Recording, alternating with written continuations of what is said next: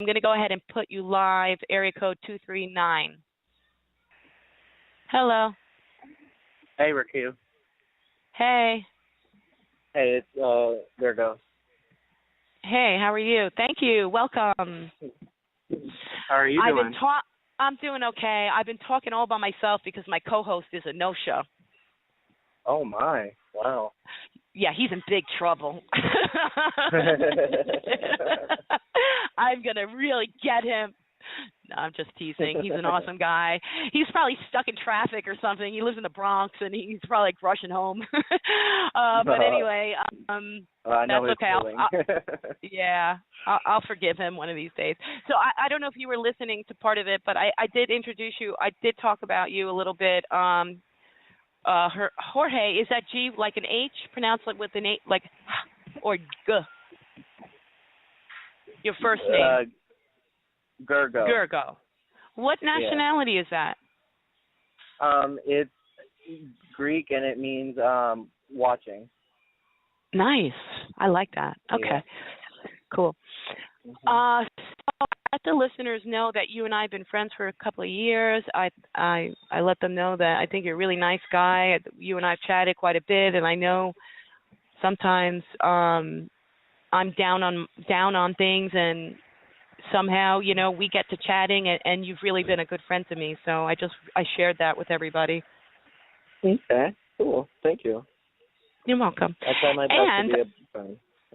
You're a good guy. I mean, I think you're a great guy.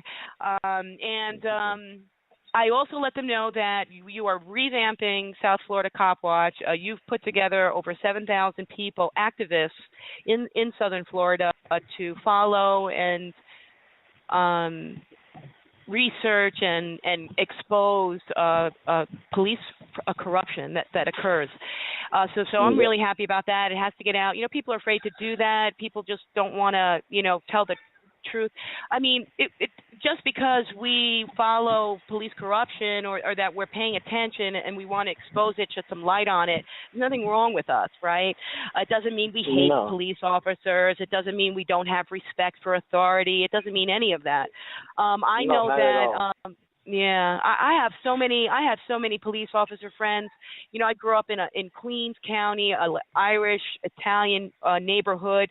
Half the kids I went to school with are police officers or firemen, quite frankly, and they're really good guys. A lot of them are retired at this point, but I know that they do their job and they do their job well, and I just wanted to say that, and also I hate to have to preface. I hate to have to preface the conversation with that. It should. People should already understand that we're not. Blaming all of the police. We're just not. No, not at all. There's a lot of bad seeds, but there's also a lot of good cops out there. It's just right now, media is pushing so hard on the bad cops, you don't see any of the good cops. But there are good cops out there. I agree.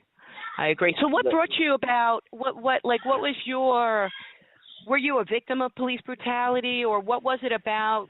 I know you told me, you since you were a kid, you wanted to be in the service and you wanted to be a dad. And those were the two most important things that you wanted to accomplish.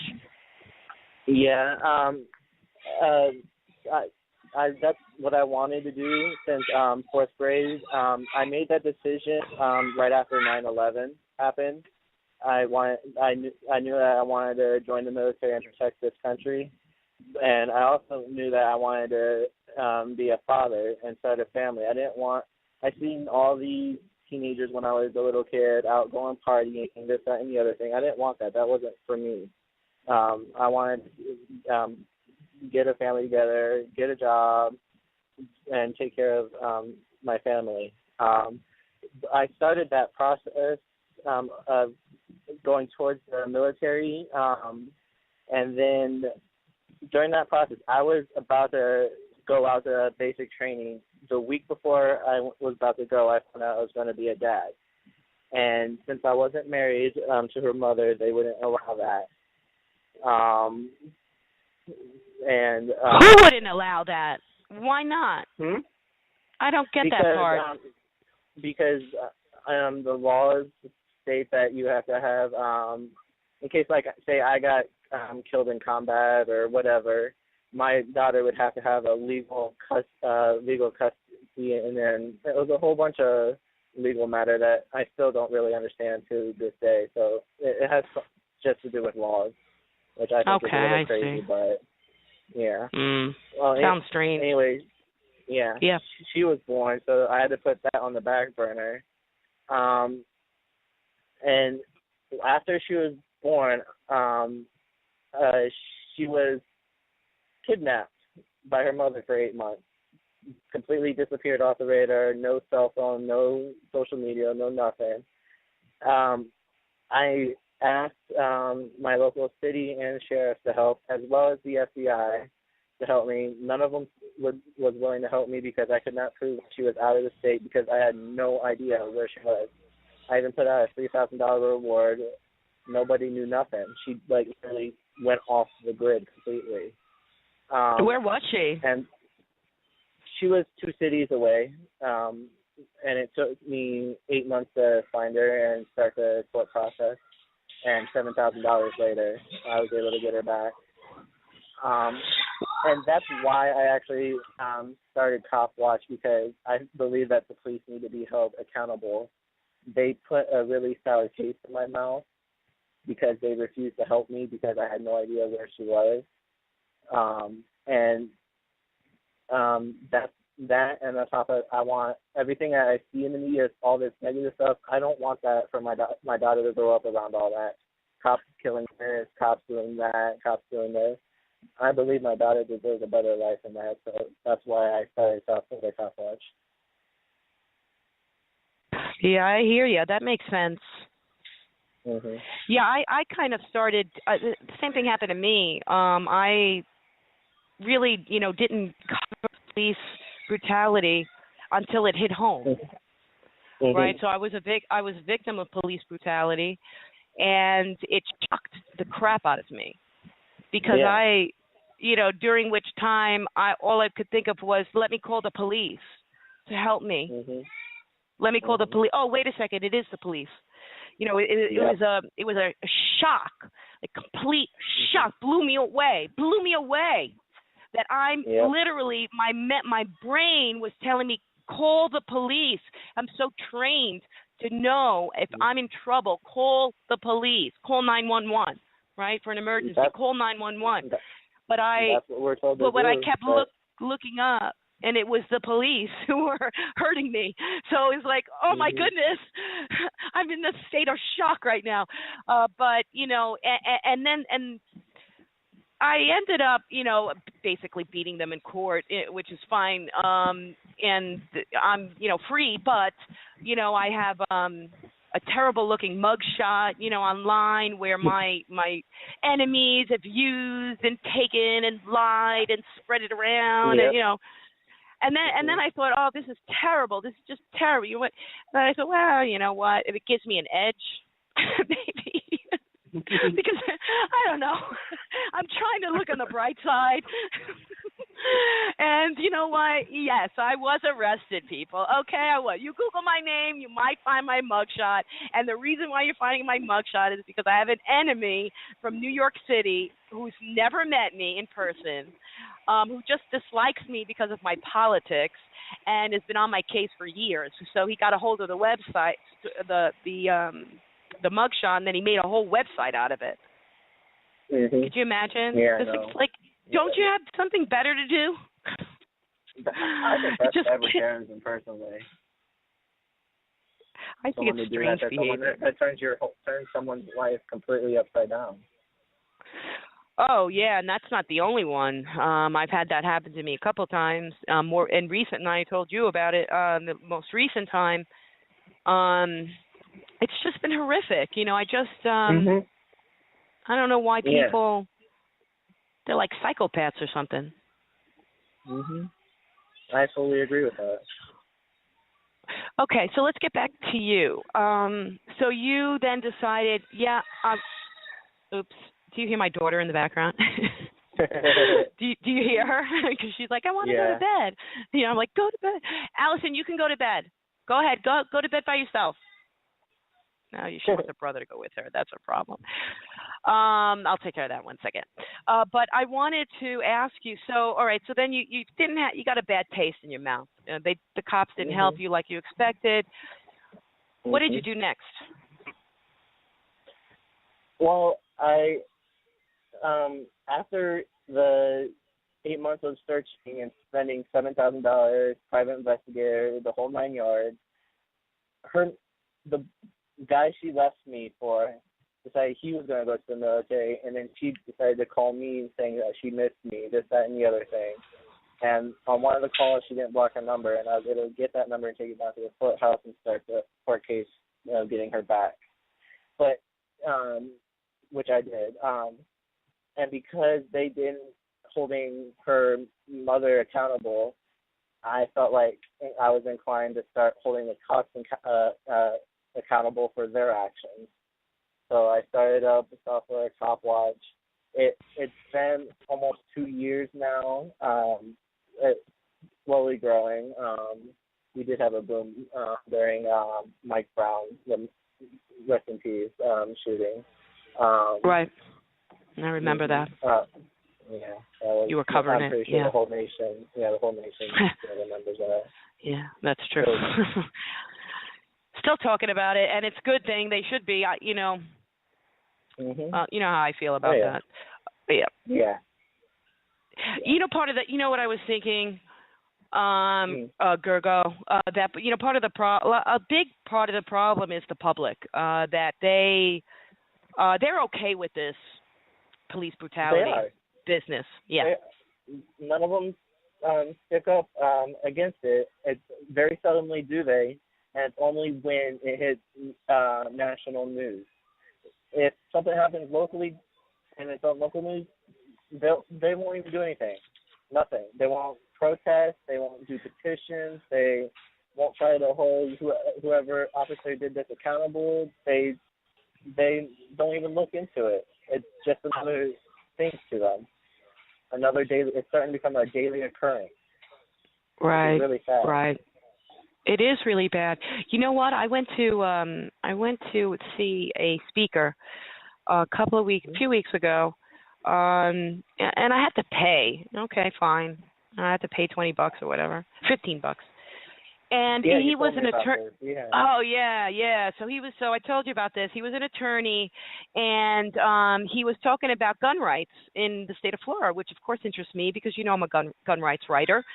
And so I brought my notebook. I was taking notes. Efren's back. Let me just put him on. Okay. Efren Gonzalez, is that you? Yes, I apologize. We had some technical difficulties. We had apparently there was a problem with there's a lot of bad weather coming up from the south, and nobody could fix my phone, but I actually fixed it myself. It was unbelievable. The signal, I was losing it. Yeah, because the Wi-Fi. Yeah, because I talked through Wi-Fi, and for whatever reason, they're having problems tonight. So I was like, uh-oh. Oh, okay. I was shredding you. No, just kidding. Efren Gonzalez is not here, and he's in big trouble. Well, apparently you must have had having a good time without me because, the beat goes on. But that's great. That's great. I love it. So you could just keep doing what you're doing, and I'll figure it out as we go along because I don't want to break the rhythm of what was going on before. I'm sorry. Okay, cool. Well, I'll just give you a little tiny update. Well, actually, I'm going to do a station break right now, and then we'll give everybody an update about who our guest is. So you're listening to Reach Out America Radio, sponsored by World Integrity News Network. This program is called Imploding the Illusion, and I'm your host, Raquel Okyai, and my co-host is Efren Gonzalez. All righty. So, oh, gosh, do you hear my daughter in the background? Yes. Yeah, she's really cranky. I'm going to let me just tell you about Gergo. Then I'm going to actually just go off the line and deal with my children, and I'm going to let you take over for a few minutes. But let me just tell you what's going on, Efren. This is my friend Gergo Haydis. We've been Facebook friends for a couple of years, a really good guy. He started and founded South Florida Cop Watch. And he's brought together like over 7,000 activists in Southern Florida to sort of report on the problems. And before we got into our discussion, we prefaced it with the idea that, you know, we're not anti-police, we're not, we respect police officers, we respect authority. The police officers that we're talking about are the ones that are not doing the right thing, you know, so just wanted to clear that up. And I'm going to go ahead and Gergo, if you can just go ahead where you started, and I'm gonna go on hold for a few minutes, and I'll be right back. And you guys talk. Okay, thank you. Great.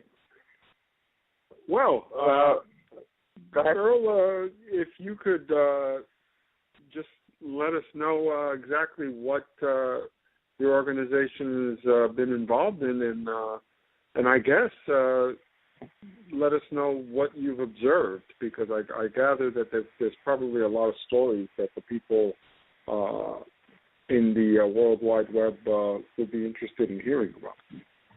Okay. Well, like she said, I want to reiterate, we are not anti-cop. We are not pro-cop. We are for police accountability on the bad cops, the ones that do break the law. We want to hold them accountable.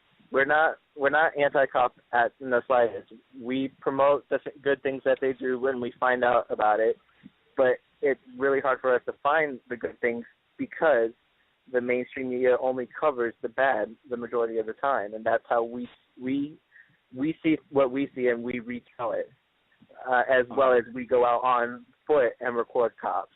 We do boots on the ground and as well as online. I'm back, guys, by the way. And then I'm also writing for Gergo. I mean, I've written for his website before, a couple of articles, and now moving forward with the new website, I'm going to be covering all DCF cases, Efren. Very interesting. That is very interesting. So my question would be, based on the observation, what would take place if you document a case of police misconduct? Now, is there an agency that you present that to? Do you present it to the district attorney in the county that it occurred, or do you have obstacles, and are you limited or prohibited from getting that information to the proper authorities? Well, right now we are just a group organization. We're not LLC or a nonprofit. We are working to become a nonprofit, so we're just activists at the moment. So there are some hurdles that we have to go through. What we do is we try to do the public request, get all the information. We try to, since we're not lawyers or anything, we can't give out legal advice. We can suggest what we would do in that situation and what would happen. We can guide them to lawyers that are close to them and that we believe would help them the best. And then we would go around and tell their story so their story can be told to spread awareness about what's going on in their city, their county, or whatever. Have you ever incurred any type of retaliation from the police? Have they tried to take action through court order to subpoena any of your footage? Good question. Good question. I know the answer to that. Okay, go ahead. The most recent one is last year. There was a local kid who got completely brutalized by a cop while he was sleeping in his truck waiting for his girlfriend to get off work at his girlfriend's work. They claimed that they could smell marijuana, and they had a call about a suspicious person. So he had broken bones, he had bruises and whatnot. well, we posted that story, and then supposed hacktivists reached out to us claiming they hacked that police department's servers and whatnot and leaked out multiple, and if I remember correctly, it was like maybe 60 officers' information in retaliation. And I wrote the story about that activist because he reached out to me and was telling me that. And 2 months ago, 2 months ago, I had federal agents knock on my door questioning me about that. And because of that, I had to lose my place because I got kicked out. And it's just been a lot of mess. I almost lost my job because of it.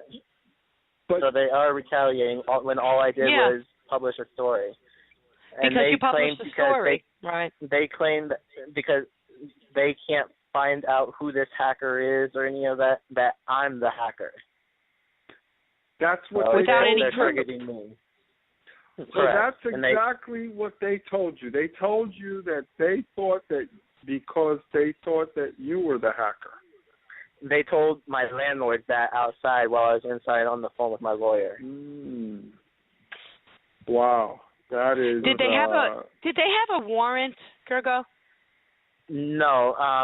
At the time, I was falling back on my parents because I just left my ex-fiance because I found out she was putting her hands on my daughter. So I fell back on my parents, and one of my siblings took the officers in. That is very interesting.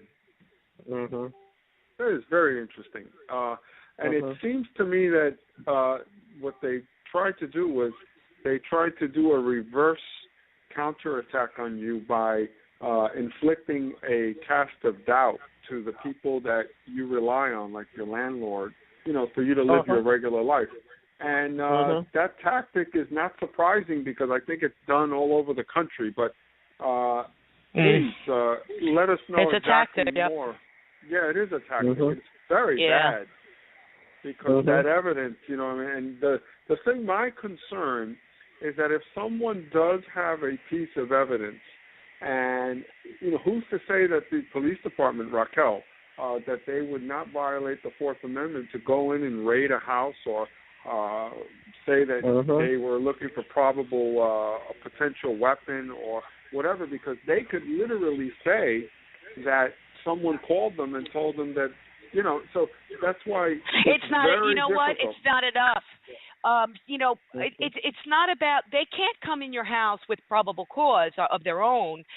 They take their probable cause, they go before an impartial judge, and they sign an affidavit to that probable cause, and then impartial judge decides whether they're going to give you a warrant. So that's like something that police officers I think they get that confused, and I think they get it wrong because that was part of the problem in my case. And in fact, they did not have a right to enter my house based on a 911 call. They didn't have a warrant, and I did not give them consent. And that's it. So, my advice to people is don't believe them. Not a caseworker, not a police officer, not anybody. Anybody on the face of the earth. If you didn't invite to your house and you don't want them to come in, you don't have to. The Fourth Amendment says so. Unless you're a fleeing felon, or there's somebody screaming and dying, there's a kid going, "Help me, I'm dying." The police can go in. That's an emergency, exigent circumstances. But other than that, that's it. They just can't. And people don't get that part. And you have to exercise. Yeah, go ahead. If I may add, you got to let those officers know that you have to ask if they have a warrant and tell them to leave. If you do not respond, that is suspicion. That they can say that's suspicion and then enter in because you do not respond. Well, they could not even enter without consent, even on a suspicion, because exercising legally right. Exercising your constitutional rights cannot be converted to a crime. It can't. The United States Supreme Court said that, so you can't convert that to a crime. So just because you say, "Look, I am exercising my Fourth Amendment right. I'm not going to give you consent. Please leave my property." That's it. They're done. They got to go home. Now, if they go and do what they do, or sometimes, and bum rush you in the house, you got a problem. And you're going to have to get them later, I suppose. But it's not fair. And I wanted to go back to the. I think I have John Orwell on the line, and he's the caller for the next hour, and he's pressed 1. So I'm going to go ahead and let him in. Okay. Real quick. Maybe he has a question. John, is that you? John, are you there? Because I put you on live. Yes, I'm here. Oh, okay. Just in case, I saw that you were on the line, and I just wanted to bring you on in. If you want to say something, you can. So you are live right now too. So what I wanted to say was what Gergo, or I was starting to say before my kids started, I had to get off the line for a minute. The part of the problem is the public, right? So I had gone to see a speaker supposedly talk about Florida gun rights, which interests me, right, because I'm a gun rights writer. And I went with my pad and paper, and I was really, psyched to get some new information. And basically, the attorney talked about, what the cops can do and how cops are right. And quite frankly, towards the end of I was getting really uptight, and I was fidgeting in my seat, and I really was uncomfortable, and I really wanted to leave. And I think that the speaker knew that by my body language, and he looked right at me, and he says, if you're all uncomfortable or something, you can just leave. And right before that, he said, I support police brutality. Right after he said that, he said, and then he gets off on a different side. Yes, because I support police. You already knew he supported police brutality by his presentation. And with that, I got up and left, and I wasn't the only one. There was one other person who left with me.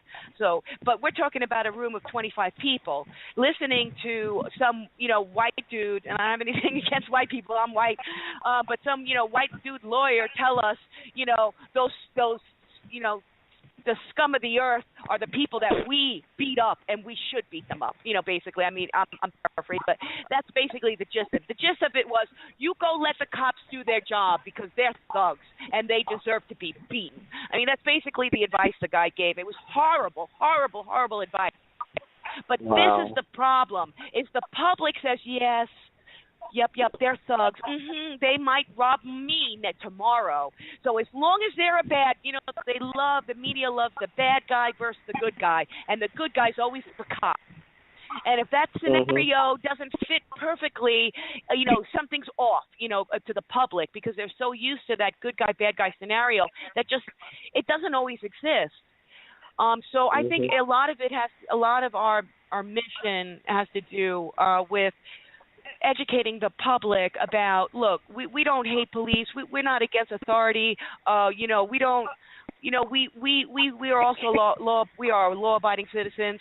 But however, there's a Constitution. There's the United States Constitution, and we have rights.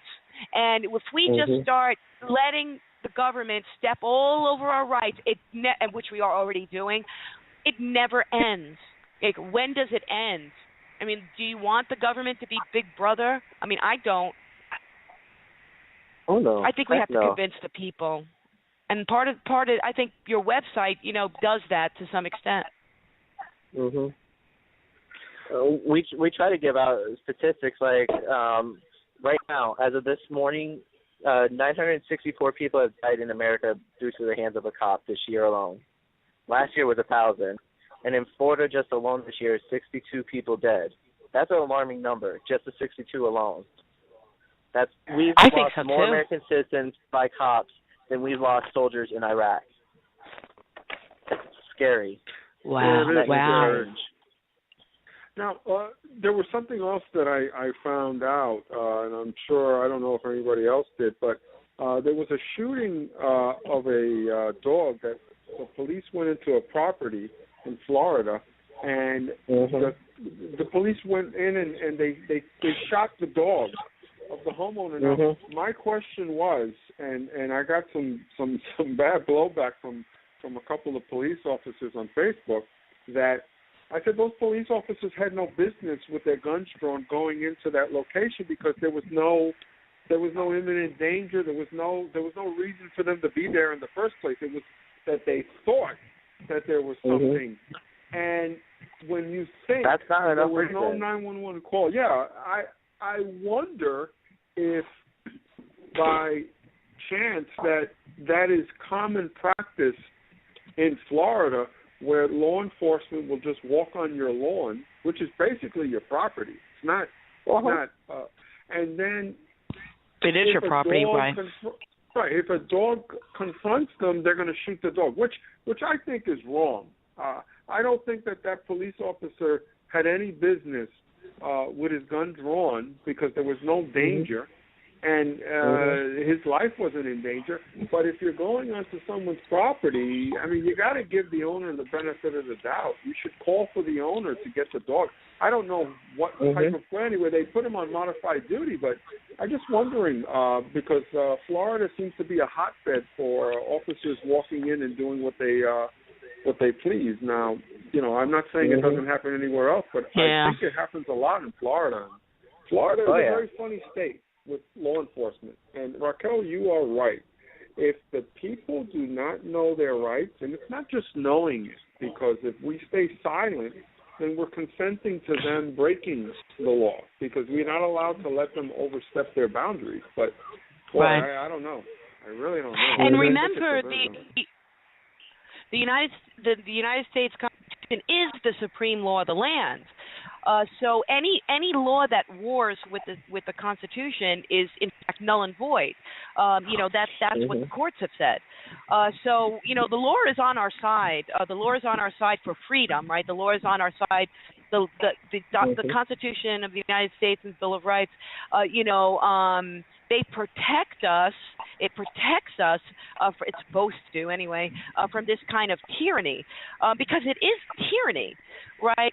So, let's just talk. I mean, okay, let's stick with this dog story. That's not the first one. These killing the dog is all over the place, and I spent a lot of time, doing a lot of research on gun rights and stuff like that, and I know that when you're trained properly to use a firearm, you don't put your finger on the trigger ever until you're ready to shoot. I mean, I think anybody who knows anything about guns, I mean, this is like a golden rule, and it is a rule for police officers too. And the idea is you're not putting your finger on the trigger unless you're ready to shoot. So then I watch these videos that pop up with the police, and they got their hand. Not only do they have their finger on the trigger, but they're pointing it at somebody because they're holding a camera. Right, which is totally wrong. It's if you totally know that wrong. it is a camera, and I think that what it does is it there's a thin line here now where we have in America where we have this pro-gun control and pro-gun rights, and now let's take a look at that, because now when the camera is involved in an incident with the police, it's a First Amendment issue, and everybody who is pro-gun control, who says that, we don't need guns because it'll help, we'll clean up the crime. But then I tell them, if the police don't want you to film them and they want to come into your house and get the film, how do you protect yourself? Because what I always tell people is, a police officer, if they don't want you to film them and you do film them and then you run into your house, actually, technically, they have no business going into your house. And this no, they don't. This is the not without a warrant. Now. If they come back later and the officer comes back, and a lot of times there was an incident in New York, Queens, New York, a few years ago, where 3 detectives made a raid. They raided a nail salon, where a massage parlor. And what had happened was that when those officers went in, some of the girls who were giving the massages, they wound up having sex with them. They kind of forced them to have sex. And what happened was Nasty. that they still raided the place, but then they left and they took a tape. So what had happened was that they thought that there was no other tape. They went in the middle of the night, and they went in the middle of the night into this Russian massage parlor. Unbelievable. And what happened was and then that they raped the women. Yeah. Right, they did. Now, when they left, they didn't think that there was any evidence, but then they went back and the lights were out. These are the cops. They broke back in a day later, and he had a hidden camera within the hidden camera, and it had night vision. So when they went in, he got them on tape. They gave it to the district attorney, and they were convicted. Wow, that's good. This is what I want you to know about that now. Technically, the owner of the shop knew that if he did not have a backup tape, those girls would have been, their story would have been washed away. Nobody would have believed it. They would not have done a rape kit or anything. So when he did that, they wound up checking the females for any type of sexual abuse. It was a very strange case, but it tells people, and this is what I tell people, if you can get hidden surveillance cameras installed into your home where that no one knows if they come in that they're going to be filmed, because technically you have a right to do that. That is one of the best things you can do to protect yourself. They can take your camera that looks like a camera, but there's a hidden camera somewhere where they won't know, and you can get them. And I'm going to tell you, in this day and age, you got to be very careful because police officers lie. They will lie. Yeah. They're trained to lie. Some of them will lie. They're trained to lie. They're trained to lie. Yes. They'll say, and then they'll put you in a room, Raquel, and they'll say, well, you will say, well, you guys had no right coming into my house because there was no problem. Of course, there was no 911 call. There was no reason for you to whatever. He spoke to me through the door, and there was no reason to come in. Well, we heard somebody screaming in the house. Well, that was my kid. Kid screamed, And then what happens is that they'll get you in, and they'll say, well, we just wanted to bring you in for questioning. And then they'll have the guy in the window watching you, and then what they'll do is they'll start telling you all this sidebar stuff. They'll bring up things in the past. They'll bring up, and what they try to do is they try to intimidate you into saying something that will incriminate you. It's actually artwork because they got it down to a T. That's why you never speak to a police officer or a detective in a police station without your attorney present. Your attorney, I don't know if you ever saw the show Blue Bloods, and there was a scene with Bruce Cutler, the lawyer, and the police commissioner, Tom Selleck. When he sees the door open and Bruce comes in and says, hey, how you doing? How you doing, Murph? Okay, great. Okay, what's my client here for? Okay, you guys got any questions? Okay. All right, so he's coming with me. And that was it. And that's exactly why you have your attorney, because they're not going to mess with that attorney, because that attorney would just throw it down the drain. And then he can actually get a subpoena to find out who was writing what or whatever. So it can get very ugly. Right. You got to have an attorney. If you don't have an attorney, your life can take a big That's right. Yeah. That's just right. don't talk. And don't listen. Listen to Blog Talk Radio, but don't talk. Listen to Blog, but don't talk. Don't talk. Don't talk. Don't talk.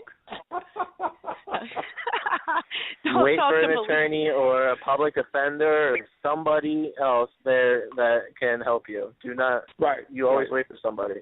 Right. And even when they bring you in to talk about somebody else, because your lawyer may tell you. Your lawyer may tell you. They'll trick you. I saw him at the bar. Okay.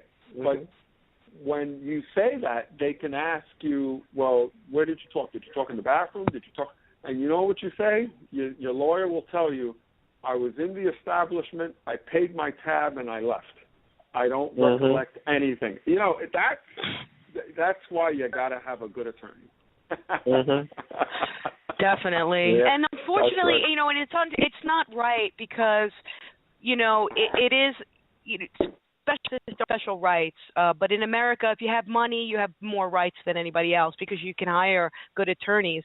So then we have the business of, court-appointed attorneys because you're indigent or you don't have any money, and then you're given an attorney. And these attorneys are the bottom of the barrel. right? They don't, Right. they work as they get these cases because they can't make the money in a private industry against the other lawyers, right? They're not as good, so they need these cases, and what ends up happening is they just work with the state, so they're not really even defending your rights as a court-appointed attorney. Right. They're just shaking hands with the prosecutor. Okay, I get this one, you get that one. Let's wheel and deal. We'll tell the judge will agree, and then what happens to people's rights? Well, just because they can't afford an attorney, they can't get a good one. I mean, that's what's going on. And without a good defense, without a good lawyer, you're screwed. I mean, you're just completely screwed in court. And we're gonna talk about that soon. I wanted to invite you, Gergo, if you have time. I'd really like you to stay on the call, and I want you to hear out my second guest. If you have time. I got like maybe 10 to 15 more minutes I can stay, yeah. Okay, well then... I'm actually sitting on a side of the road on my way to one of my friend's house. Oh, yeah. You're such... See why I know I like you, because you're just a good guy. You're like, I got to call the Kill Show. If I got to sit on the side of the road, I'm going to sit on the side of the road. That's so great. Thank you so much. No, I'm actually... I want to give you a last word and let you go, because after we're going to go to a break. It's going to be like a 3-minute commercial, and then I'm going to bring John on, and then maybe, your time is up anyway. But I want to make sure you get your last word before we go to break. Well, you can actually stay on still, but I just want you to give me your, just a closing about, this event. Yeah. Well, like I said, we're South Florida Cop Watch. Our main goal is boots on the ground eventually, not just telling people's stories, but having people go out and record cops, and also start community boards where the people in charge of viewing the cops' cameras that they have, and have the people in charge of that, and not the cops, where the cops can say, oops, it's gone, oops, something happened, my canine ate it, I forgot to turn it on, this, that, and the other. We want community boards to hold the cops accountable, and that is our main goal at South Florida Cop Watch. I like that idea. I would be willing to be like a captain or something, like for Hillsborough County. Just keep me in mind. I like that idea. That's an awesome idea, because we need citizens to oversee what they're doing, because the prosecutors are their best friends. They're not going to convict each other. There's no oversight. There's nobody looking over the police, and we need the citizens to do that. And I'd be very happy to help you organize that. So yeah, we'll be in touch anyway, and I'm going to be writing the DCF cases, which I'm really excited about doing.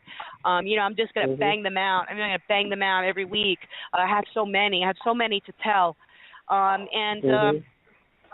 as far as I think I'm definitely going to be doing a protest in Hillsborough on November. I think it's November 5th. Yeah, that's the. The Million Man March, or the Million Mass March, or the something Million like that. Man March.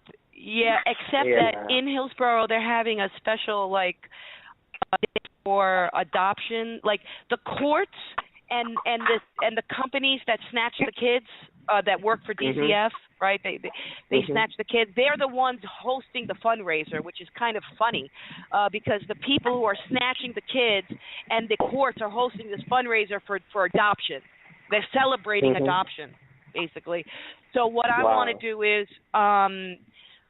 Asher's going to put together a Facebook page for me. So what I want to do is go there and basically show the pictures of the kids who were stolen. So, okay, you're adopting these kids out. These kids are loved by their parents, and they've been stolen.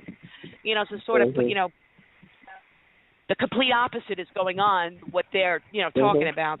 So I'm excited. I want to be involved, and I try to be involved as much as I can. Well, tonight or tomorrow, and I'll see what I can help you with about that. Okay, sounds good. I appreciate it. I really appreciate your friendship. I appreciate you coming on tonight, and I'm so glad that we've been friends, for a few years, and we've gotten to know each other. And I think what you're doing is awesome. You know, I think you're a true leader, and I don't want to say I want to say I'm proud of you, but you know, it's you know, I'm not your mom or anything. I'm just so proud of you, though. I'm just proud of you, Gergo. I just am. I just want to let you know that. Thank you. You're welcome. Before I go, can I give a shout out to one fundraiser that's going on that we're trying to help promote? Yes, please do. Right now, there's a Marion County patriot who's locked up in jail for standing up for his rights. He was. They tried to raid his house with a tank over a misdemeanor driving charge. And, oh my goodness! Yeah. So one of his family members made a false claim and whatnot. Now he's sitting in jail because he feared for his life, and he didn't shoot at the officers that were out there. It was like over an hour standoff, and there was officers out of their cars and whatnot. He shot at the tank to make the tank go away, so he could talk to the officers, and now he's being charged with 10 counts of manslaughter, I believe it is, and we're trying to help him raise. Yeah, we're trying to help him raise some money. What part of Florida? Marion County. And he has a Facebook page for him called Stand Up for Dustin Heathman. That has more details about his story. What was that name again? Justin? Dustin with a D. With a D. Heathman. Okay. Yeah. Spell the last name, please. Heathman. Heathman. Okay, fine. I'll definitely look him up. And also give us your new website address. It is, well, we still are using southfloridacopwatch.org, and it redirects to our new one, which is sflcw.org. Thank you. Okay, sounds good. All righty, we are going to definitely go to a break right now. John, just hang in there with me. Of course, Efren, hang in there with me. Again, I just want to thank you, Gergo, for coming on. We'll have you back in a few weeks. All right, cool. All right. I wish you the best of luck. Have that father contact me on Facebook if possible. I definitely will. Okay. All right. All right. Okay. Somehow just get him a hold of me because I would definitely love to talk to him. Okay. Sounds good. I appreciate that. I'm just sitting on the side of the road and have somebody waiting on me. I know you went there because I got to do Raquel's show. If I got to sit on the side of the road, that's okay. Yeah. Never text and drive and never talk and drive, I say. That's extremely dangerous. Good advice. I try not to talk and drive. I definitely don't talk and I don't text and drive. I can't stand when I see people texting. It really pisses me off. Okay, guys, we're going to go to a commercial break. Yeah, we'll talk to you soon. All right. Well, thank you. Hold on, everyone. You're welcome. Have a good day.